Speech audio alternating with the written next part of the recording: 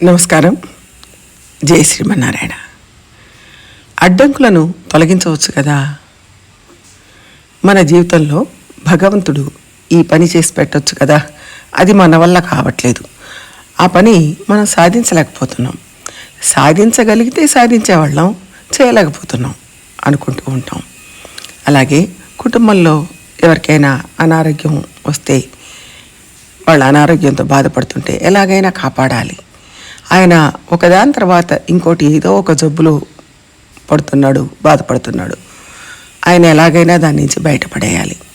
భార్యాభర్తల మధ్య ఏదో ఒక ఘర్షణ జరుగుతూ ఉంటుంది, అలా ఘర్షణ లేకుండా ఉండాలి. ఇలాంటి అనేక సమస్యలు ముందుకు పోలేక, వెనక్కి రాలేక ఇబ్బంది పడుతూ ఉంటాం. అలాంటప్పుడు మనం ఏవేవో ప్రయత్నాలు చేస్తాం, కానీ ఆ ప్రయత్నాలు ఏవి సఫలం కావు. ఆ క్షణంలో మనకు ఒక ఆలోచన వస్తుంది, అన్నీ చేతనైన భగవంతుడు, సర్వశక్తుడైన వాడు నాకు ఈ సమయంలో సహాయం చేయకూడదా? రోజు నేను ప్రార్థన చేస్తూనే ఉన్నాను కదా, భగవంతుడు మనకు మంచి చేయాలని కోరుకునేవాడే కదా, మనల్ని ఆదుకోవాలి కదా అని మనం అనుకుంటూ ఉంటాం. అప్పుడు మన మనసులో కొన్ని విషయాలు రూపుదిద్దుకుంటూ ఉంటాయి. మనం ఇప్పుడు బండి మీద వేగంగా పోతున్నాం అనుకోండి, బ్రేక్ వేస్తాం, అది కొంచెం దూరం పోయాక ఆగుతుంది, వెంటనే ఆగదు. బ్రేక్ వేసినా కానీ కొద్ది దూరం పోయి ఆగుతుంది. ఆ దూరం ఎంత అనేది ఆ బండిని బట్టి ఆధారపడి ఉంటుంది, ఆ బండి కెపాసిటీ మీద ఆధారపడి ఉంటుంది. ఆ దూరం ఎంత అనేది ఆ బండిని బట్టి తేడా ఉంటుంది. ఆ దూరం ఎంత అనేది సైకిల్కి, మోపెడ్కి, మోటార్ సైకిల్కి, కారుకి భేదం ఉంటుంది. అలాగే భగవంతుడు ఒక పెద్ద పొడుగైన తాడుని వదిలిపెట్టాడు. లాగేటప్పుడు దానికి కావలసినంత, ఇవ్వవలసినంత సమయం ఇచ్చి లాగవలసినంత వేగంలోనే లాగాలి తప్ప గబుక్కని లాగడం కుదరదు.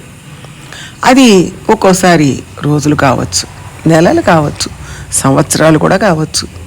అది ఆగుతుంది, కానీ బ్రేక్ వేసాక ఎంత దూరం పోవాలో అంత దూరం పోయి ఆగినట్టుగానే మనం ప్రార్థన చేసిన కొంతకాలం పోయి కానీ ఆ కష్టాలు ఆగవు. అంటే కొంతకాలం జరుగుతుంది. ఇది మొదటి విషయం. రెండవది, ఎవరైతే ఈ కష్టానికి లోనయ్యారో ఆయనే అడిగితే త్వరగా ఫలితం ఉంటుంది. ఒకవేళ ఎవరైతే బాధపడుతున్నారో వారికి భగవంతుడి మీద నమ్మకం లేదు, అదే బాగుపడుతుంది, నా విల్ పవర్తోనే బాగుపడతాను అని అనుకుంటారు. కానీ చుట్టూ ఉన్నవాళ్ళు మాత్రం ఆయన కోసం ప్రార్థనలు చేస్తుంటారు. అప్పుడు ఇంకొంచెం సమయం ఎక్కువగా తీసుకుంటుంది. ఎందుకంటే అసలు బాధపడేవాడు కాకుండా పక్కన ఉన్నవాళ్ళు అడుగుతున్నారు కాబట్టి భగవంతుడు వాడికి బుద్ధి వస్తుందా, వాడు మన వైపుకు తిరుగుతాడా అని కొంతకాలం ఎదురు చూస్తాడు. రాకున్నా మనందరి ప్రార్థన కోసం ఫలితాన్ని చూపిస్తాడు. కాబట్టి అక్కడ కొంచెం ఆలస్యం అవుతుంది.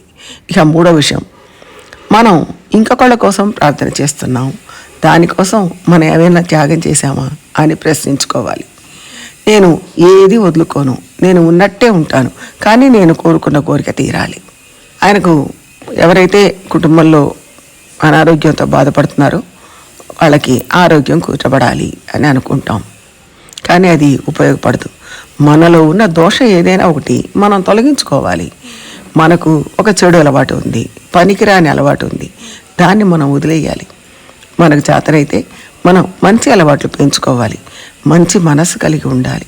అప్పుడు భగవంతుడిని ప్రార్థిస్తే ఫలితం ఖచ్చితంగా ఉంటుంది.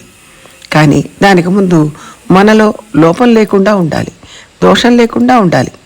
కానీ అలా లోకంలో ఎవరు ఉండరు. కాబట్టి ఒక లోపాన్ని ఈ సందర్భంగా సరిదిద్దుకునే ప్రయత్నం చేయాలి. ఉదాహరణకు సిగరెట్లు తాగడం, ఇంకేదన్నా దురలవాట్లు ఉన్నాయి, ఆ అలవాటు తాను మాత్రం మానుకోకుండా మా పిల్లలు మంచిగా ఉండాలి అనుకుంటే భగవంతుడు చూడడు. ఆ అలవాటును మానుకొని మా పిల్లలు మంచిగా ఉండాలి అని కోరుకుంటే భగవంతుడు ఖచ్చితంగా అనుగ్రహిస్తాడు. ఆయన మన కోరిక నెరవేర్చడానికి మనలో ఉన్న ఒక దోషాన్ని మనం తొలగించుకోవాలి, ఆ అలవాటును వదులుకోవాలి, ఆ అలవాటును త్యాగం చేయాలి. త్యాగం అంటే వదిలివేయడం, వదిలేయాలి. అప్పుడు భగవంతుడిని ప్రార్థించాలి. ఆయన మనకు మంచి చేయడానికి వచ్చినప్పుడు దానికి అవరోధం కలిగించేట్టుగా మన దగ్గర ఏవైనా దోషాలు ఉన్నాయా అని మనం చూడాలి. ఆ అవరోధాన్ని మనం సరిచేసుకోవాలి, వదిలేయాలి. మనం చేయాలనుకున్న పనులకు ఎప్పుడు ఏవో అవరోధాలు వస్తున్నాయి అంటే దానికి కారణం మనలో ఏదో ఒక దోషం ఉంది, లోపం ఉంది. దాన్ని మనం కనుక్కోవాలి. మన పనికి ఎప్పుడు ఏదో ఒక ఆటంకం వస్తుందంటే మన దగ్గర ఉన్న ఈ అవరోధమే కారణం అని అర్థం చేసుకోవాలి. ఆ లోపాన్ని మనం సరిదిద్దుకోవాలి. ఇది ఎలా జరుగుతుందంటే, ఒక కార్పొరేట్ దారిలో మనం పోవాలి, కానీ బండ్లు వేగంగా పోవడం లేదు. అంటే ఆ దారుల్లో మురికి ఉంటేనే బండ్లు వేగంగా వెళ్ళలేవు, వేగం తగ్గుతుంది, ఆగుతూ వెళతాయి. కాబట్టి ఆ మురికి లేకుండా ఉంటే ఆ బాట వెంట బండ్లు చకచకా వెళ్ళిపోతాయి. ఆ మురికిని తొలగించాలి. అలాగే మనం భగవంతుడిని ప్రార్థించేటప్పుడు మనలో లోపం ఉంటే, దోషం ఉంటే దాన్ని తొలగించుకునే ప్రయత్నం చేయాలి. దీన్ని సీరియస్గా తీసుకోకుండా మన దోషాలన్నీ అలాగే ఉంచుకొని భగవంతుడు నాకు సహాయం చేయకూడదా అని ఎదురు చూడకూడదు. మన సమస్య తొలగడంలో ఆలస్యం జరిగితే భగవంతుడు మనలో ఉన్న దోషాన్ని తొలగించడానికి ప్రయత్నం చేస్తున్నాడు అని అర్థం చేసుకోవాలి. ఒక బిడ్డ ప్రాణాలని కాపాడుకోవడం కోసం ఆ తల్లి తనలో ఉన్న ఒక లోపాన్ని తొలగించుకునే ప్రయత్నం చేస్తుంది. ఆ రకంగా ఆయన తన అలవాటును తొలగించుకోవాలి. ఒక బిడ్డ అపాయంలో ఉంటే తండ్రి ఆ పసిబిడ్డ ప్రాణాలు నిలబెట్టుకోవడం కోసం తనలో ఉన్న ఒక లోపాన్ని తొలగించుకునే ప్రయత్నం చేయాలి. ఆ రకంగా ఆయన తన దురలవాటును తొలగించుకోవాలి. భగవంతుడు మనల్ని రక్షించడానికి వచ్చినప్పుడు మనలో దోషం ఏది ఉండకూడదు. మనం చేయవలసిన పని మంచిగా చేస్తున్నామా, రావాల్సిన ఫలితం వస్తుందా, జరగవలసిన మంచి జరుగుతోందా అని చూడాలి. అది ఇంట్లో మన దేవుడికి చేసే పూజ, భక్తి, నివేదన, దీపం వెలిగించడం, ఇట్లాంటివన్నీ కూడా మనం సక్రమంగా చేస్తున్నామా అని చూసుకోవాలి. ప్రతి విషయాన్ని జాగ్రత్తగా గమనించుకోవాలి. ఇంకా మనలో ఉన్న అనేక దోషాలు, లోపాలు మనకే తెలుసు. వేటిని మనం సరిదిద్దుకోవాలో వాటిని మనం సరిదిద్దుకుంటూ భగవంతుడిని ప్రార్థిస్తే తప్పనిసరిగా భగవంతుడు మనకు సహాయంగా ఉంటాడు, మన సమస్యలను తొలగిస్తాడు. ఈ రకంగా ఆలోచించి ప్రయత్నం చేద్దాం. జై శ్రీమన్నారాయణ.